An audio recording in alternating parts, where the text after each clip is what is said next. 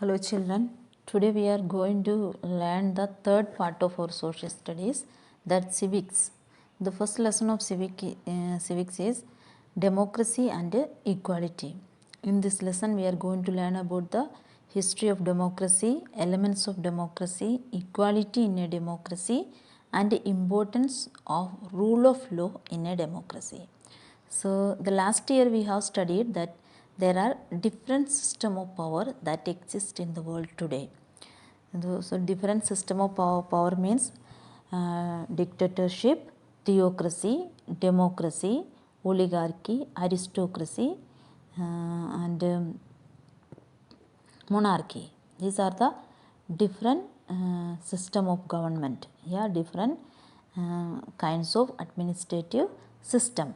So, in a dictatorial form of government, ordinary citizens have no say in the decision making process, whereas the head has absolute power in the country. So, the dictatorial form of government means it is a form of government in which one person or a small group of people possess absolute power. That is dictatorship. The best example of this dictator is the Hitler. He was a dictator. So the ordinary people don't have any right to say anything in the decision making. And this dictatorship of government also are in two types, that is military dictatorship and monarchy. A monarch also can be a dictator sometimes. So in monarchical form of government, a monarch means king or queen has absolute power. That is monarchical form of government. And this monarchical form of government also are two types, constitutional monarchy and absolute monarchy. In a constitutional monarchy means the power of the monarch are defined by the constitution. It is written in the constitution. Example, in England, Queen Elizabeth is there. Monarchical form of government is there. Same time, the functions what they have to do, it is written in their constitution. That is constitutional monarchy. An absolute monarchy means the monarch can take any kind of decision and he has the full power. That is absolute monarchy. Then another form of government is that theocracy. Theocracy means a system of government in which a priest rules in the name of God. For example, the Saudi Arabia is the example for that. Priest or the religious leader hold the power. That is theocracy. Then members of the majority religion make up the parliament and the government. Means in that religion, which religion has the majority in that particular country, that majority religious people can make the parliament and the government. Then another form is oligarchy. Oligarchy is a style of government in which only a few people have the power. Oligarchy means it is a form of government in which power rests with a small group of people. They have the power. And the next form is that aristocracy. Power and influence are held by a minority of people. So aristocracy means it is power is in the class of privileged ruling class. Okay, in oligarchy, this power rests in the small number of people, especially with the wealthy and educated people. And in aristocracy, power vested in the hands of some privileged ruling class. So these are the different form of government: dictatorial form of government, monarchy, theocracy, oligarchy and aristocracy. So the word democracy, this word came from the Greek word. Demo. Demo means people and kratia means people's power. So democracy means, demo means people, kratia means power. So the word demokratia, this is the Greek word which means people's power.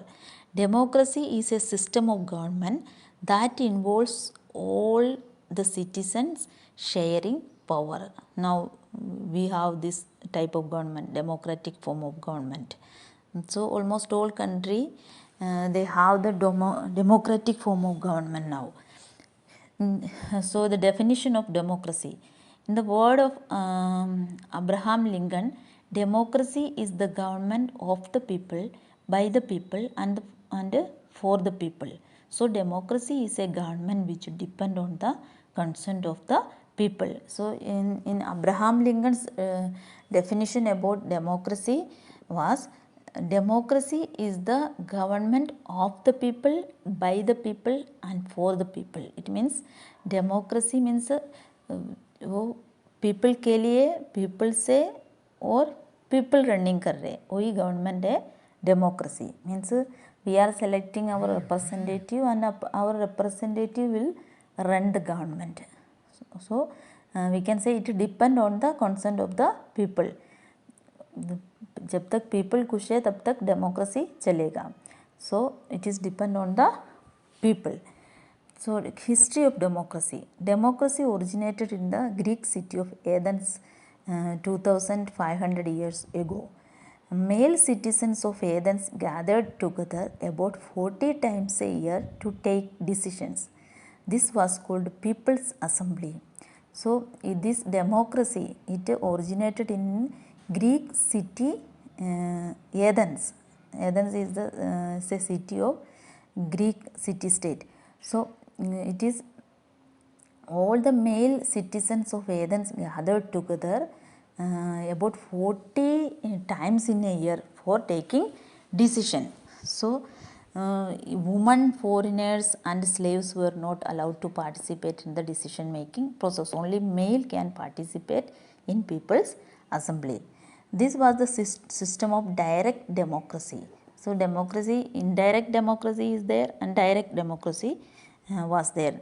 So this was the system of direct democracy, which was feasible due to less number of people participating in the decision making. So direct democracy means directly they all are taking all are participating in this decision making process. So it is direct democracy.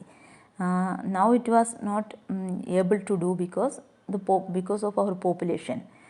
And then democracy developed rapidly during Roman Empire, but with the rise of feudalism during the Middle Age, democracy was forced back as a power of the king and the noble increased. Actually, this democracy then developed in Roman Empire also, but in that time, because of this feudalism, democracy was forced back as the power of king and the noble increased. So because of this feudalism, the nobles and the king, they forced back this democracy because they don't want to allow the people to participate in the decision making of the government. So it is forced back.